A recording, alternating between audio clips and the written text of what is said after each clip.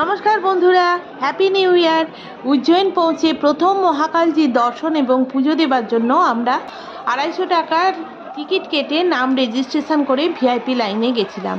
কিন্তু পরে যতদিন ছিলাম ততদিন যতবার ইচ্ছা গেছে ততবার নিশ্চল দুর্লভ দর্শন পথে মহাকালজির দর্শন করেছি।